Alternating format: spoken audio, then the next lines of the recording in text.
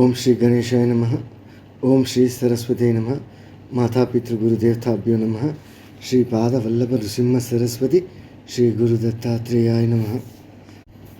వైశాఖ పురాణం స్కాంద పురాణ వైష్ణవఖండ అంతర్గతం 29వ అధ్యాయము శుని మోక్షప్రాప్తి. నారదుడు అంబరీషునితో వైశాఖ మహిమను ఇట్లు వివరింపసాగిను. శృతదేవుడు శృతకీర్తి మహారాజుతో ఇట్లు పలికెను. మహారాజా, అన్ని తిథులలో వైశాఖ మాస శుక్లపక్షంలో వచ్చు ద్వాదశి తిథి సర్వపాపములను పోగొట్టును. ఇట్టి ద్వాదశి నాడు శ్రీహరిని సేవింపనిచో దానములు, తపములు, ఉపవాసములు, వ్రతములు, యాగములు, చెరువు మున్నగువానివి త్రవ్వించుట అన్నియును వ్యర్థములే.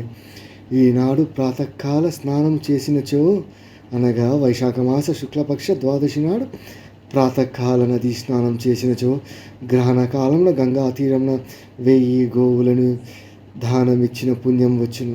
ఈనాడు చేసిన అన్నదానం విశిష్ట ఫలము కలుగును. అది ద్వాదశి తిథి నాడు యమునిని, పితృదేవతలను, గురువులను, దేవతలను, విష్ణువును అర్చించి జల కలశమును, దధోజనమును ఇచ్చిన వచ్చు ఫలం మాటలకు అందనిది, అనగా చెప్పలేనంత పుణ్యమును కలిగించునని అర్థం.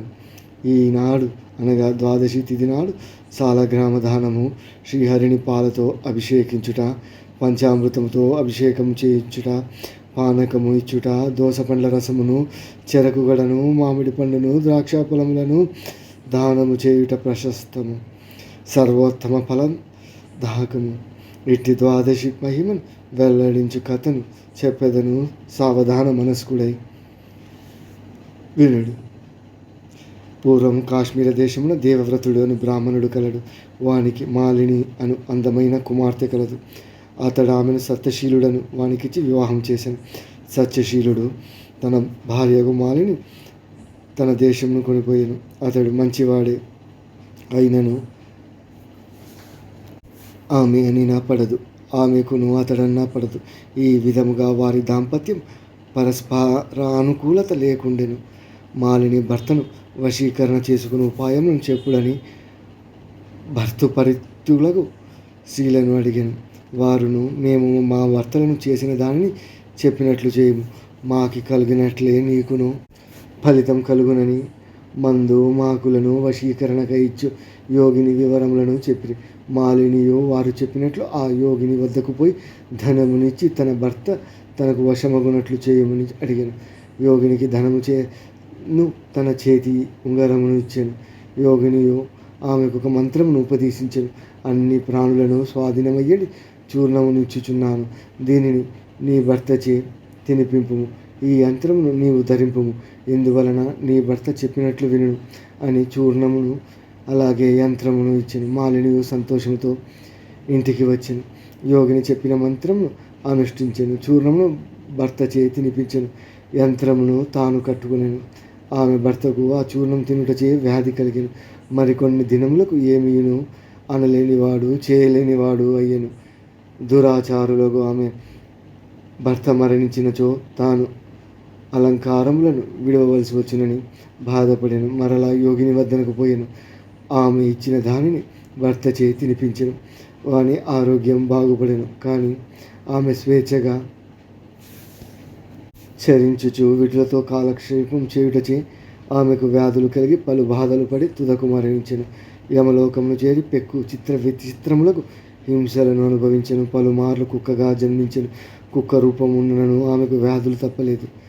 సావీర దేశమున పద్మబంధువను బ్రాహ్మణుని ఇంట పనిచేయు దాసి గృహమందు కుక్కగా ఉండెను. ఇట్లు 30 సంవత్సరములు గడిచినవి. ఒకప్పుడు వైశాఖ మాస ద్వాదశి నాడు పద్మబంధువు కుమారుడు నది స్నానం చేసి తిరిగి వచ్చి తులసి అరుగు వద్దకు వచ్చి తన పాదములను కడుగుకొనెను. సూర్యోదయములకు ముందే వచ్చిన దాసితో పాటు వచ్చిన కుక్క తులసి అరుగు కింద పండుకొని ఉన్నది. బ్రాహ్మణుడు పాదములు కడుక్కున్న నీరు ఆ అరుగుపై నుండి జారి కింద పడుకున్న కుక్కపై పడెను. ఆ పవిత్ర జల స్పర్శ చేత కుక్కకు పూర్వజన్మ స్మృతి కలిగెను. తాను చేసిన పాపములకు మిక్కులు మిక్కిలి పశ్చాత్తాపం కలిగిన తాను చేసిన దోషములను అన్నింటినీ చెప్పి విప్రోతమ దీనురాలనైనా నాపై దయించి వైశాఖ శుద్ధ ద్వాదశి నాడు చేసిన పుణ్యకార్యములను పుణ్యఫలములను నాకు ధారపోసి రక్షింపుమని బహువిధములుగా వేడుకొని కుక్క మాటలాడుట ఏమని ఆశ్చర్యపడిన ఆ బ్రాహ్మణుడు అది చేసిన పాపములను వినియోగించవలెను. తాను ద్వాదశి నాడు చేసిన ప్రాతకాల నదీ స్నానం, పూజా కథాశ్రవణం, జపము, తపము, హోమము, ఉపవాసము మున్నగు పుణ్యకార్యముల పుణ్యఫలం ఇచ్చుటకు అంగీకరింపలేదు. కుక్క రూపమున మాలిని మరలా పెక్కు విధములుగా దీనురాలై ప్రార్థించెను. బ్రాహ్మణుడు అంగీకరింపలేదు. అప్పుడు ఆ కుక్క మిక్కిలి దీనముగా, దయాశాలి పద్మబంధు, నన్ను దయచూడుము.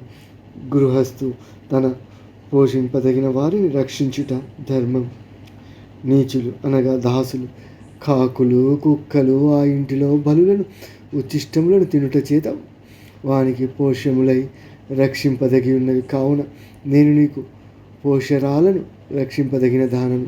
జగత్కర్తయగు యజమానియగు విష్ణువునకు మనము పోషులమై రక్షింపదగిన వారమైనట్లుగా నేనును నీచే రక్షింపబడదగిన దానిని బహువిధములుగా ప్రార్థించను. అంతటా పద్మబంధువు దాని మాటలను విని వెలుపలికి వచ్చి ఏమని పుత్రుని అడిగాను. పుత్రుడు చెప్పిన వృత్తాంతమును కుక్క మాటలకు విని ఆశ్చర్యపడాను. పుత్రుని చూచి, నాయన, నీవిట్లు పలకరాదు, సజ్జనులు ఇట్లు మాట్లాడరాదు. పాపాత్ములు తమ సౌఖ్యముల కొరకై పాపములను చేసి అవమానితులగొచ్చున్నారు. సజ్జనులు పరోపకారం కొరకై పాటుపడుచు ఉందురు. చంద్రుడు, సూర్యుడు, వాయువు, భూమి, అగ్ని, నీరు, చందనము, వృక్షములు సజ్జనులు పరోపకారములకై మాత్రమే ఉన్నారు. వారు చేయు పనులన్నీ పరోపకారములే, వారి కొరకై ఏమీ ఉండదు. గమనించితివా? రాక్షస సంహారమునకై దదీచి దేవతలకు దయతో తన వెన్నెముకను దానం చేశాను. పౌరమును రక్షించుటకై శిబి చక్రవర్తి ఆకలిగల డేగకు తన మాంసమునిచ్చాను. జీమూత వాహనుడను రాజు సర్వరక్షణకై తనను తాను గరుడనకు అర్పించుకున్నాను. కావున భూసురుడు, భూమిపైనున్న దేవత, బ్రాహ్మణుడు దయావంతుడై ఉండవలేను. మనసు పరిశుద్ధముగానున్నప్పుడు దైవము శుభములను వర్షించును. మనశుద్ధి లేనిచో దైవం వర్షింపదు. చంద్రుడు ఉత్తమాది భేదము లేకుండా వెన్నెలను అంతటాను ప్రసరింపచేయుచున్నాడు కదా. కావున నేను దీనురాలై అడుగుచున్న ఈ కుక్కను నా పుణ్యకార్యముల ఫలమునిచ్చి ఉద్ధరింతును అని పలికెను. ఇట్లు పలికి ద్వాదశి నాడు తాను చేసిన పుణ్యకార్య ఫలములను కుక్కకు ధారపోసి, నువ్వు పాపములు లేని దానిపై శ్రీహరిలోకములకు పొమ్మని పలికెను. అతడిట్లు పలుకుచుండగా ఆ కుక్క రూపం నిలిచి దివ్యాభరణ భూషితురాలై సుందరిగా నిలిచెను. బ్రాహ్మణులకు నమస్కరించి కృతజ్ఞతను తెలిపి తన కాంతితో దిక్కులను ప్రకాశింపచేయుచు దివ్య విమానము నెక్కిపోయాను. స్వర్గమున పెక్కు భోగములను అనుభవించి భూలోకమున నరనారాయణ స్వరూపుడకు దైవము నుండి పుట్టి ఊర్వశిగా ప్రసిద్ధి పొందెను. యోగులు మాత్రమే పొందినట్టు అగ్నివలే ప్రకాశించినట్టు సర్వోత్తమమగు ఎట్టి వారికైనా మోహము కలిగించినట్టు పరమార్థ స్వరూపమగు సౌందర్యములను వృద్ధి చెందించుచు విష్ణు ప్రీతికరమైన పుణ్యలోకములలో ప్రసిద్ధి నొందించెను. ఆ ద్వాదశి తిథి కొన్ని కోట్ల సూర్య చంద్ర గ్రహణముల కంటే, సమస్త యజ్ఞ యాగాదుల కంటే అధికమైన పుణ్యరూపము కలదై త్రిలోక ప్రసిద్ధ అయ్యను అని శృతదేవుడు శృతకీర్తికి వైశాఖ శుద్ధ ద్వాదశి మహిమను వివరించినని నారదుడు అంబరీషునకు వైశాఖ మహిమను వివరించుచూ చెప్పాను. ఓం నమో భగవతే వాసుదేవాయ.